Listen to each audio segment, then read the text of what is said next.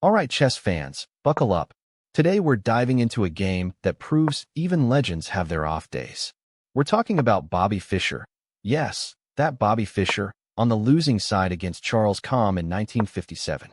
A rare gem, a stunning upset, and a masterclass in how to exploit a legend's missteps. The game kicks off with a seemingly quiet, positional battle. White adopts a setup reminiscent of a ready or king's Indian attack, gently developing the knights and bishops, fianchettoing the light-squared bishop. Black mirrors with a similar king's Indian defense structure, solid and strategic. Both sides are playing a patient game, feeling out the position, building their fortresses. It's a slow burn, a dance of subtle pressures on the queen side, with black trying to expand and white maintaining a flexible center. Kalme plays a solid, unpretentious game, building a strong pawn center and keeping his pieces coordinated. Fischer, meanwhile, attempts to create counterplay on the queen side, pushing pawns and trying to open lines. The tension is palpable, but it's a quiet tension, like two grandmasters slowly tightening the screws, inch by inch. But then, something shifts. As the queen side skirmishes escalate, Fischer makes a series of decisions that, in hindsight, prove fatal. He gets tangled in exchanges, allowing white's pieces to become increasingly active.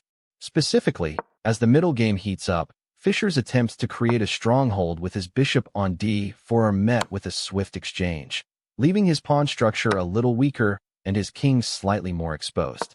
White's pawn push on the king side, first h4, then h5, starts to hint at danger. Fischer's queen gets a bit misplaced, and his rook on b6 becomes passive, tied down to defending the b-pawn. The critical error, the moment the game truly turns, comes around move 32. Fischer plays a move with his bishop to c3, seemingly trying to create a blockade, but it allows Kalme to unleash a devastating pawn storm on the king side. White's g-pawn pushes forward to g5, ripping open the lines around black's king. This isn't just a mistake, it's an invitation for disaster. The h-pawn advances to h6 with check, forcing the black king further into the corner. Suddenly, the quiet positional battle explodes into a brutal assault on Fischer's kingside. Kalme's pieces, once just well placed, become an unstoppable force, converging on the exposed king. The queen exchange that follows, on move 35, seems almost desperate from Fischer, trading queens when his king is already so vulnerable and his rook is isolated. It only serves to simplify into an endgame where white's active rook and pawn majority are simply overwhelming. From this point, Kalme doesn't look back. With the queens off the board, the focus shifts to the rooks and pawns, and Kalme's execution is flawless. His rook on c1 becomes a monster, swinging into action, supported by the advancing pawns. Black's pawns on the queen side are isolated and weak, and white's rook systematically picks them off. Fischer tries a desperate counterattack, pushing his own queenside pawns, even attempting a promotion to b1, but it's too little, too late.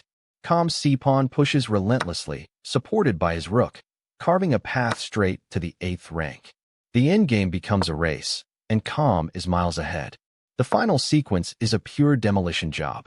White's rook captures black's last remaining pawn, and then, with surgical precision, swings to c8, delivering a check. The black king is forced to move, and the follow-up is brutal. The rook captures the last piece on h8, leaving Fischer's king utterly defenseless, trapped, and defeated.